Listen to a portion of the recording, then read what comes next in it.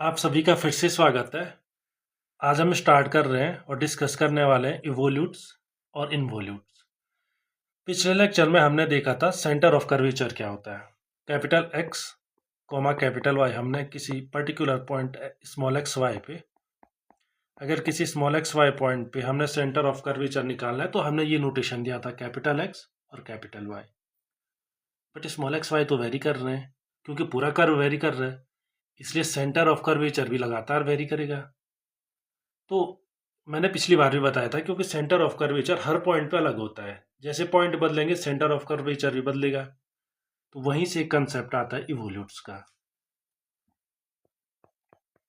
If the centre of curvature, her point पे ले लीजिए आप, for each point on A curve, for each point on A curve, point on A curve be taken, we get a new curve, we get a new curve,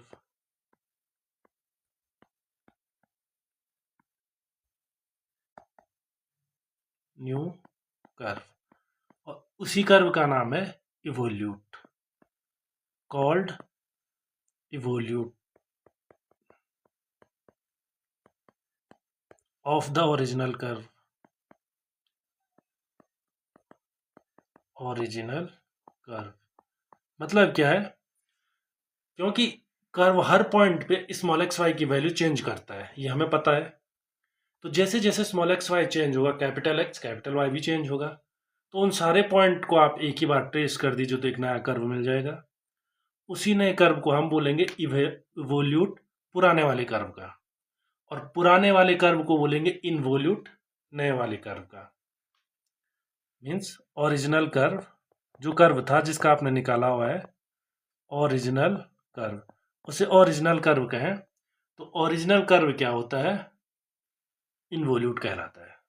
किसका, इस नए curve का, involute of the new curve. मतलब एक दूसरे के उल्टे होते हैं, एक इवोल्यूट होता है दूसरा इनवोल्यूट होता है। तो फॉर एग्जांपल आपने पैराबोला से स्टार्ट किया, पैराबोला का इवोल्यूट निकाला, पैराबोला के अलग अलग पॉइंट पे आपने सेंटर निकाला, कर्वेचर का सेंटर कहाँ है, उन सबको मिला के जो नया कर्व मिल गया वो पैराबोला का इवोल्यूट हो गया, और पैराबोला उसका इनवोल्यूट हो गया। तो करेंगे कैसे, तो आप देख रहे होंगे आपने कैसे किया है। सारे पॉइंट पे आपने सेंटर ऑफ कर्वेचर लिया हुआ है, तो आपको पहले से ही पता है। डिटरमाइन कैसे करेंगे, डिटरमाइन, डिटरमाइन क्वेश्चन है हाउ टू डिटरमाइन। हमें पहले से ही पता है सेंटर ऑफ कर्वेचर कितना होता है, small x minus y1 1 plus, मैंने कहा था आपको पिछले लेक्चर में प्रूफ करने के लिए इतना, तो शायद आप लोगों ने किया होगा। बहुत आसान प्रूफ है, रो साइन साई और रो कॉस साई जो आता है उनको कार्टेशियन में देखिए आ जाएगा इतना। और ऐसे कैपिटल वाई कितना होता है, Y plus 1 plus y1 square divided by y2। अब ये x और y लगातार वेरी करेंगे, और जहां जहां जाएंगे जो कर्व बनेगा उसी को इवोल्यूट कहते हैं। मतलब इस स्मॉल एक्स और स्मॉल वाई का कोई योगदान नहीं होगा उसमें, नए कर्व में योगदान नहीं होगा का मतलब, क्योंकि हमें ये कैपिटल एक्स और कैपिटल वाई ट्रेस करने ना कहाँ जा रहा है। इसलिए आप क्या कीजिए, इन दोनों इक्वेशन में से स्मॉल एक्स वाई इलिमिनेट कर लीजिए, eliminate small X and Y. तो जो आप करेंगे वो कैपिटल वाई और एक्स के बीच का एक प्योर रिलेशन होगा, तो आपको एक नए कर्व की इक्वेशन मिल गई, और वही इवोल्यूट है। चलिए एक एक्सरसाइज देखते हैं। सबसे पहले आसान देख लेते हैं, evolute of the parabola. Parabola usual parabola हमारा Y square equal to 4ax, इसका इवोल्यूट कितना होगा। तो इसका इवोल्यूट निकालने के लिए फिर से सेम टू सेम वही प्रोसेस कीजिए आप। सबसे पहले तो आप क्या निकालिए, सेंटर निकालिए, सेंटर कितना आता है इसका। और आप एक चीज़ और देख लीजिए, आप चाहें तो उसको पैरामीट्रिक में भी चेंज कर सकते हैं, क्योंकि कार्टेशियन में तो आपको सब आता ही है, पैरामीट्रिक में चेंज कर सकते हैं। तो पैराबोला क्या होता है पैरामीट्रिक में, X equal to T square और वाई इक्वल टू 280। तो इससे आप क्या निकाल सकते हैं, पैराबोला यही होता है। तो इससे क्या कर सकते हैं, आप सेंटर ऑफ कर्वेचर फिर से निकाल सकते हैं। वैसे पिछले लेक्चर में आप निकाल चुके हैं एक तरीके से, दूसरा तरीका ये हो गया। पिछले लेक्चर में आपको याद होगा सेंटर ऑफ कर्वेचर आपने निकाला था, सेम टू सेम यही क्वेश्चन था, लेकिन कर्व की क्वेश्चन जो थी वो पैरामीट्रिक ना होकर कार्टेशियन थी। तो आंसर कितना आया था, 3x + 2ax कोऑर्डिनेट आया था और -y³ / 4a² y कोऑर्डिनेट आया था। तो एक तरीका वो है। दूसरा तरीका क्या है वो ये देख लीजिए, यहाँ से आप dx dt निकाल दीजिए, आसान है निकालना। 280 dy dt निकाल दीजिए, ये भी आसान है 2a, इसलिए dy dx निकाल दीजिए। ये सिंपली दोनों का रेशियो हो जाएगा, तो 1/t। तो सेकंड डेरिवेटिव भी निकाल दीजिए, d² y/dx² भी निकाल दीजिए। ये कितना हो जाएगा, d² y/dx - 1/t² dt/dx। और dt/dx हमें पिछली क्वेश्चन से मिल जाएगा, इसलिए इसको मैं यहीं पे इक्वल टू कर रहा हूँ -1/2a t²। ये t² ना होकर के t² पहले से ही है, एक t और आ जाएगा तो 2t³ हो जाएगा ये। तो मान के चले कैपिटल X और कैपिटल Y क्या है, coordinates of the centre of curvature. तो स्मॉल x कितना होता है, आपको याद है, स्मॉल x y1 1 + y1²। पिछली बार इसी फॉर्मूले से किया था, इस बार भी इसी से कर रहे हैं लेकिन थोड़ा चेंज। x कितना है, AT² माइनस y1 कितना है, y1 आपने अभी अभी निकाला है, y1 means dy/dx 1 + y1² 1 + 1/t² divided by y2।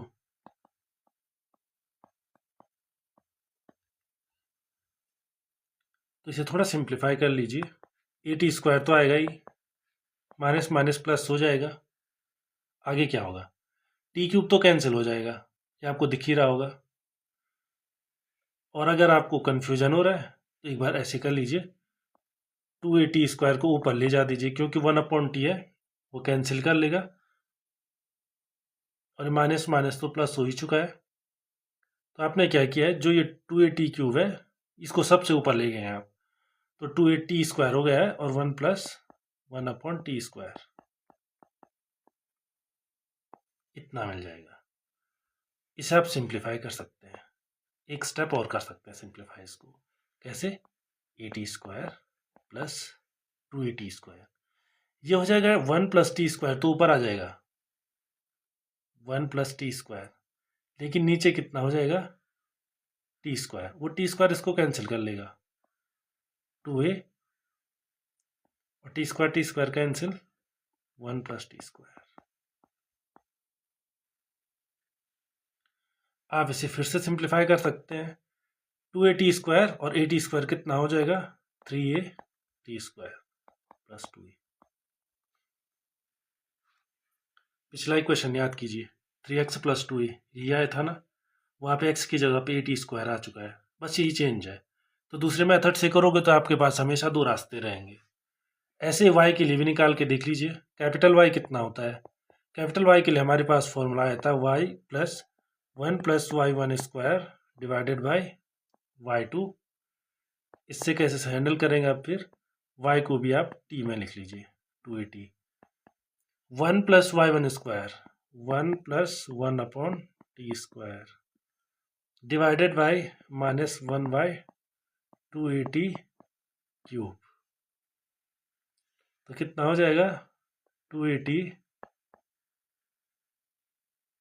अब ये माइनस साइन है, इसको आप सबसे पहले लिख सकते हैं, 2at³ सबसे ऊपर आ जाएगा। आप एक स्टेप चाहें तो इसे लिख सकते हैं।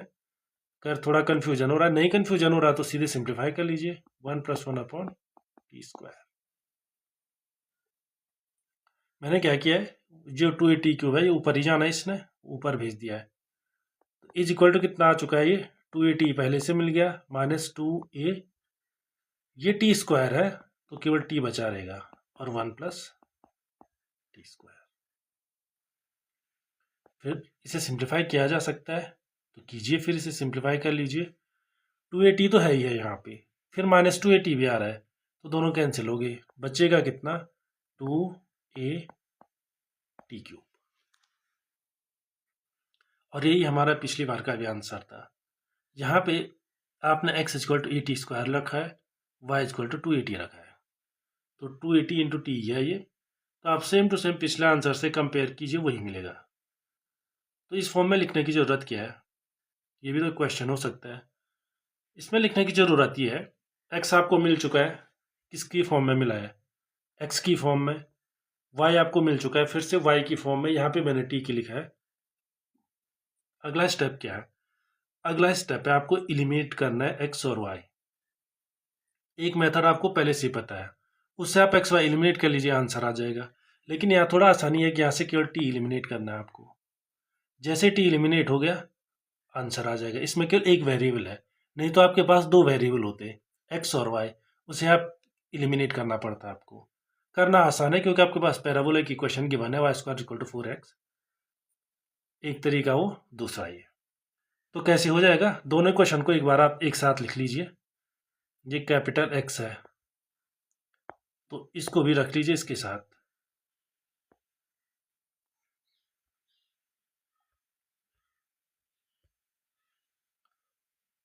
ये यहाँ पे है और ये y है। तो x और y एलिमिनेट क्या करना है, t। तो देख लीजिए आप, x माइनस 2a, ये 2a इस साइड आ जाएगा, डिवाइडेड बाय 3a, ठीक है। और उसके बाद ले लीजिए स्क्वायर रूट 1/2, वो किसकी वैल्यू है, t की वैल्यू है। और पहली क्वेश्चन से भी आप देख लीजिए, पहली क्वेश्चन से सबसे पहले y को भेज दीजिए इधर, फिर 2a के भेज लीजिए और इसका क्यूब रूट ले लीजिए, मिल गया। और अगर आप इसे भी हटाना चाहते हैं तो दोनों साइड की 6 पावर कर लीजिए, दोनों साइड की, क्योंकि आपको यह लग रहा होगा कि नेगेटिव का क्यूब रूट ले रहा हूँ, लिया जा सकता है, ऐसा कुछ नहीं है। इसको अब आप क्या कर लीजिए, 6 पावर दोनों साइड की रेज कर लीजिए, तो कितनी हो जाएगी, x minus 2a, capital X होगा, पर स्मॉल x भी लिख सकते हैं क्योंकि कहीं आ नहीं रहे हो, इसलिए आप स्मॉल x भी लिख सकते हैं, कोई प्रॉब्लम वाली बात नहीं है। लेकिन अगर अभी कन्फ्यूजन है तो इसका क्यूब लिख लीजिए, x minus 2a divided by 3a का cube is equal to 6 power की हुई है आपने, इसलिए होल स्क्वायर आ जाएगा, किसका, y/2a का होल स्क्वायर। एक लाइन सिंप्लीफाई कर दीजिए, 4a² और x minus 2a whole cube is equal to 27a³ y²। आप इसे और सिंप्लीफाई कर सकते हैं, 4x माइनस 2a, आप छोड़ भी सकते हैं, कोई प्रॉब्लम नहीं है, क्योंकि मेन कैलकुलेशन जो थी, मेन कैलकुलेशन वो हो ही चुकी है। इस तरह से आपने इसका इवोल्यूट निकाल लिया है, और आप किसी भी कर्व का इवोल्यूट ऐसे निकाल सकते हैं। और भी कर्व है, चाहे वो कार्टेशियन हो चाहे पैरामीट्रिक हो, आप सबके इवोल्यूट निकाल सकते हैं। इवोल्यूट निकालने का आसान तरीका, एक तरीका तो आप कार्टेशियन से ही कर लीजिए, सीधे सेंटर ऑफ कर्वेचर निकालिए। सेंटर ऑफ कर्वेचर के बाद अगर प्रॉब्लम आ रही है उसमें, तो तुरंत उसको पैरामीट्रिक में ला दीजिए और दोनों से टी एलिमिनेट कर लीजिए, नहीं आ रही है तो कर लीजिए। एक और एक्सरसाइज देखिए, उसके बाद आगे बढ़ते हैं। इवोल्यूट एस्ट्रॉइड का कितना होता है,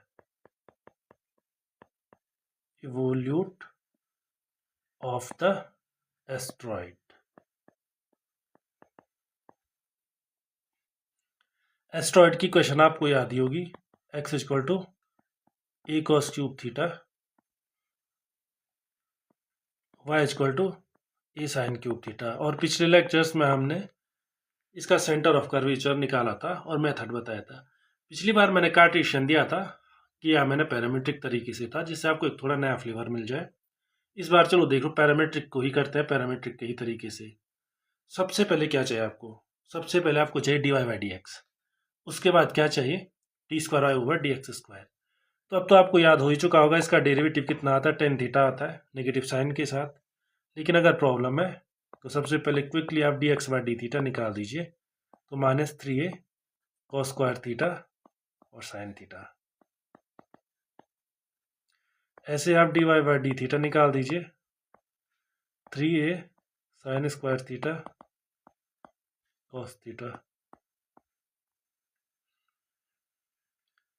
जैसे ये मिल गया तो आपको डी वाई डी एक्स भी मिल गया, सिंपली रेशियो ले लीजिए। तो माइनस साइन तो कहीं नहीं जाएगा, D Y by D x तो ये हो जाएगा D Y by D theta D X by D theta. तो cos theta sine theta cancel, लेकिन साइन स्क्वायर थीटा इसलिए साइन बचा रहेगा, दूसरे में कॉस बचा रहेगा, तो फाइनल आंसर टेन थीटा। अगला D square Y D X square quick निकाल लीजिए, क्विक कैलकुलेशन। तो टेन थीटा का डिफ्रेंशिएशन कितना होता है, सेक स्क्वायर थीटा।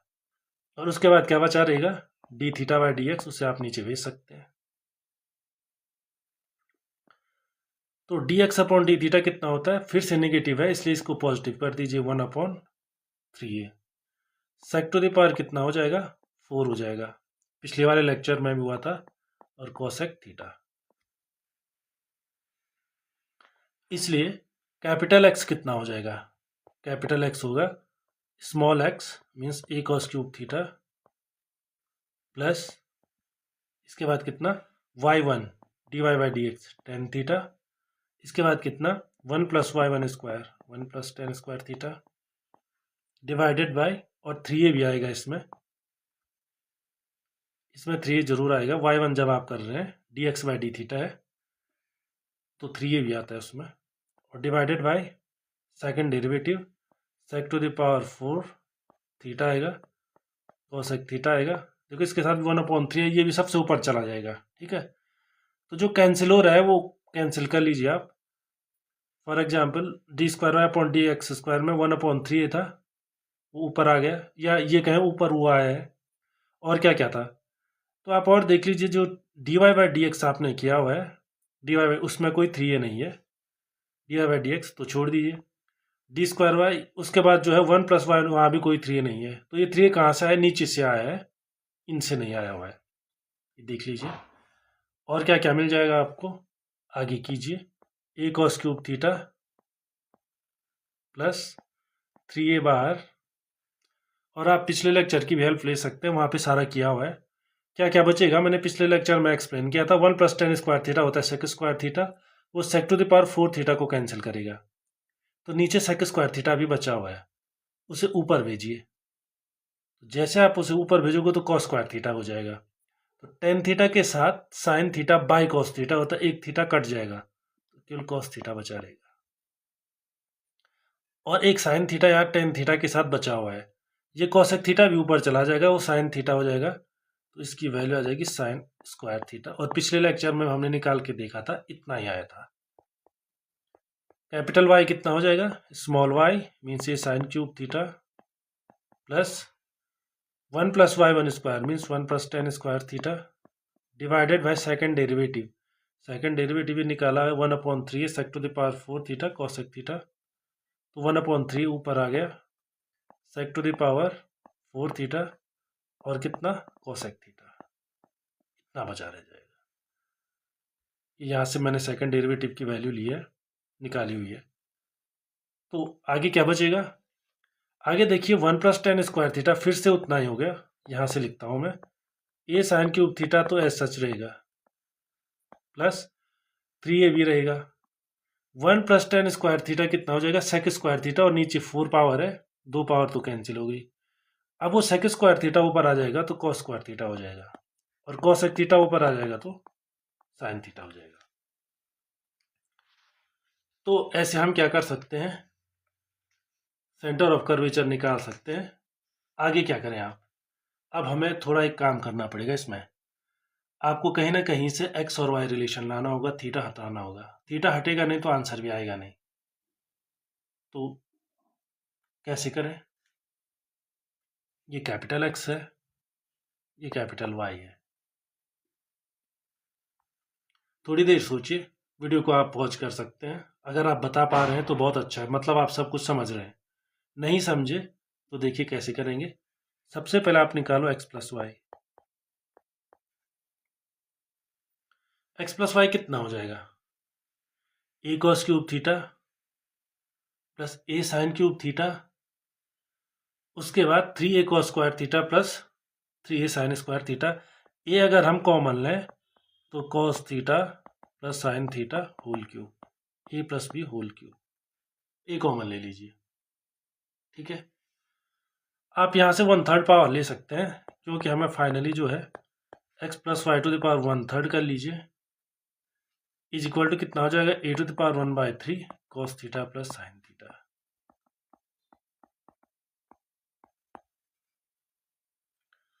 और अभी अगर आप समझे नहीं क्यों किया ये तो छोड़ सकते हैं आप इसी लाइन पे छोड़ दीजिए, अगली लाइन कीजिए। अगली लाइन क्या हो सकती है, x माइनस वाई निकालिए अब आप। तो जैसे आप x माइनस वाई निकालेंगे तो दोनों को सब्सट्रैक्ट करेंगे, फिर से कॉमन कितना मिल रहा है आपको, x माइनस वाई आपको मिल रहा है, ध्यान से देखिए इसे, a cos cube theta positive रहेगा, 3a cos theta sign square theta positive रहेगा, और ये बाकी के दो नेगेटिव हो जाएंगे। तो इनको आपस में आप एडजस्ट कर लीजिए a minus B whole cube फॉर्मूले से।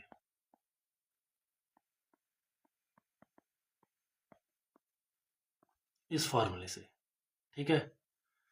तो अगर आपने यहीं पे छोड़ा है ये वाली लाइन, यहाँ पे फिर छोड़ा है, थीटा कैसे एलिमिनेट हो सकता है, cos square theta plus sine square theta 1 होता है, ऐसे एलिमिनेट हो सकता है।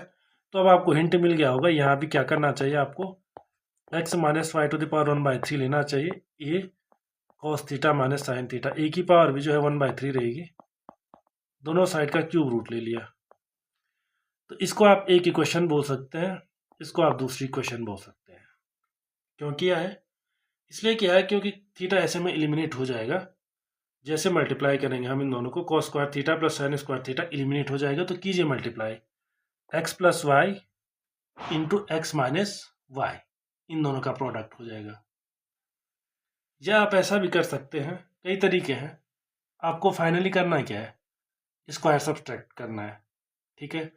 अगर आप दोनों का स्क्वायर करें और ऐड करें उससे भी हो सकता है,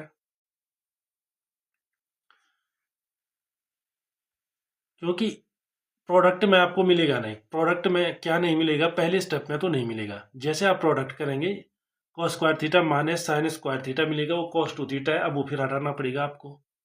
तो कॉस टू थीटा हटाने के लिए आपको फिर कुछ करना पड़ेगा।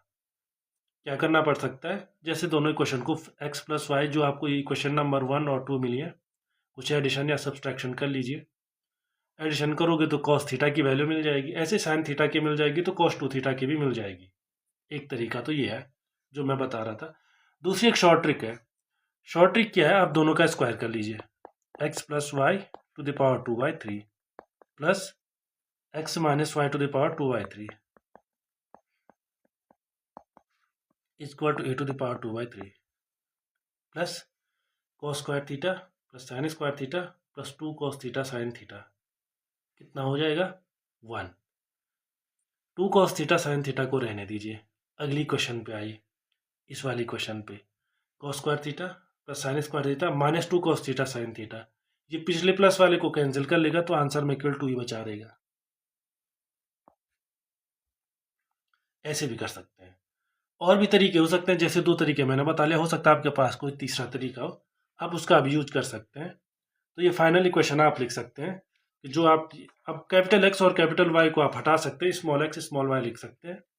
तो इक्वेशन जो आई वो आई X minus Y to the power 2/3 plus X plus Y to the power 2/3 equal to 2 A to the power 2/3, और ये फाइनल आंसर हो गया। आगे बढ़ते हैं, इवोल्यूट की कुछ प्रॉपर्टीज होती हैं जिन्हें आप आसानी से प्रूफ कर सकते हैं, एस्टैब्लिश कर सकते हैं।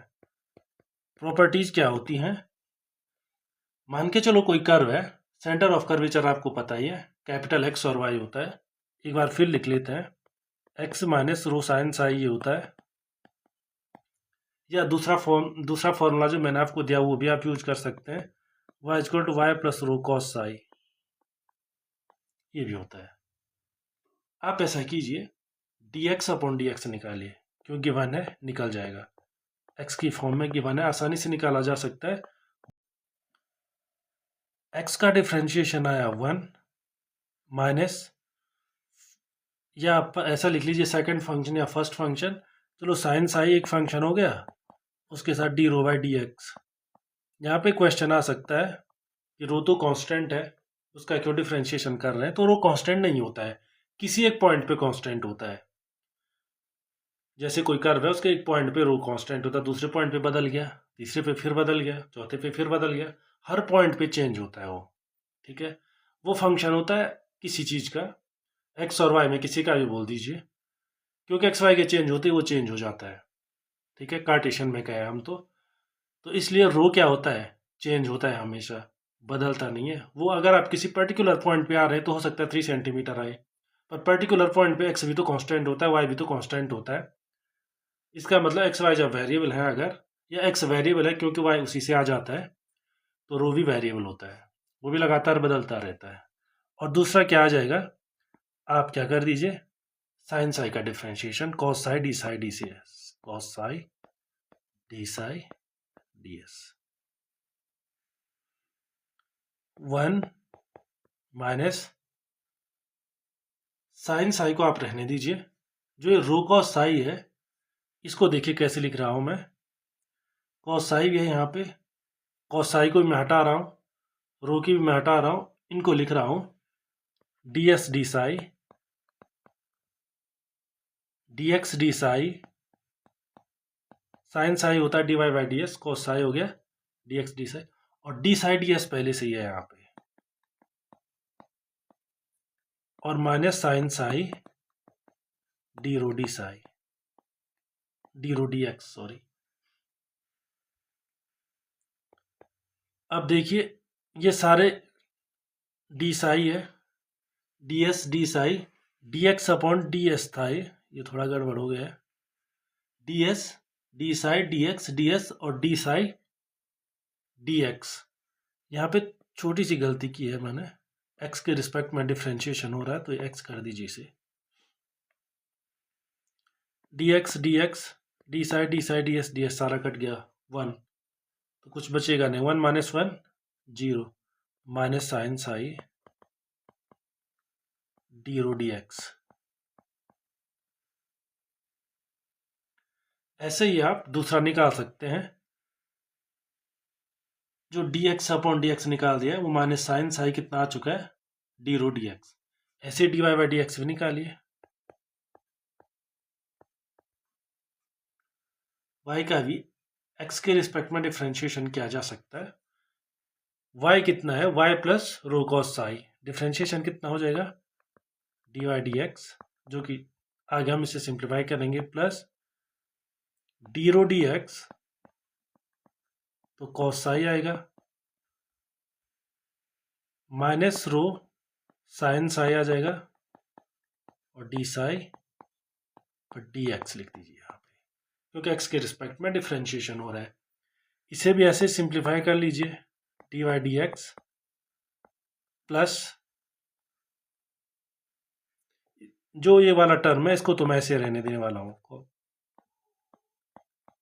कॉस वाली टर्म को, अगली टर्म पे आई, अगली टर्म को फिर से जो है क्या लिखिए आप, जैसे कि हमने पिछले उसमें किया था, फिर से इसे करना स्टार्ट कर लीजिए, d S D psi d Y d s, sine psi कितना होता है डी वाई डी एस, और डी साई डी एक्स तो आ ही रहा है, डी एक्स है ये बचा रहेगा, डी वाई है ये बचा रहेगा, बाकी सारे कैंसिल, तो D Y by D X बचा है, लेकिन आप सब्सट्रैक्ट से फिर से D Y by D X ही तो कर रहे हैं, इसलिए cos I D rho D x, तो मिला क्या final, D Y over D X. मतलब जो कैपिटल वाई है वो किस रेट से चेंज होता है, तो ये तो माइनस साइन साई है और ये कॉस साई है, डी बाकी का जो कॉमन है वो तो कैंसिल हो जाएगा, आंसर कितना आया, कॉट साई। और d Y by D x कितना होता है, टेन साई, किसी पॉइंट पे स्लोप ऑफ लाइन कितना होता है, टेन साइन, आपने पढ़ा होगा, m is equal to tan psi d Y by D x, और इसके लिए कितना आ रहा है माइनस कॉस आई। और जब भी m1 into m2 equal to -1 होता है, मान के चलो m1 एक लाइन का स्लोप है, m2 दूसरी लाइन का स्लोप है, इन दोनों का प्रोडक्ट -1 आ रहा है, मतलब दोनों एक दूसरे के नॉर्मल है, ये मतलब होता है। इसका सीधा सा मतलब है किसी कर्व का नॉर्मल होता है जो वो टेंजेंट होता है इवोल्यूट का। ये स्लोप ऑफ टेंजेंट किसका इवोल्यूट का है, पर इसका स्लोप ठीक कितना है perpendicular to the tangent of the original curve. तो नॉर्मल टू ए कर्व, जो नॉर्मल्स होते हैं, normals to a curve to a curve, जो नॉर्मल टू ए कर्व है आर टेंजेंट्स।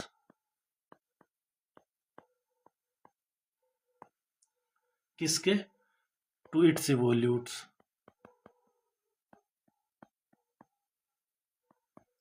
और ऐसे ही आप काफ़ी रिलेशन इनमें एस्टैब्लिश कर सकते हैं। जैसे एक दो चीज़ें मैंने ये कर लिया, इनका एलिमिनेशन करके dy/dx निकाला, और चीज़ आप निकाल सकते हैं। For example sign square theta plus cos square theta 1 होता है, यहाँ साइन थीटा आ रहा है, साई आ रहा है, कोस साई आ रहा है, मतलब साइन थीटा कोस थीटा का स्क्वायर करके ऐड करेंगे तो 1। सीधा मतलब क्या है इसका, dx/dx whole square plus dy/dx whole square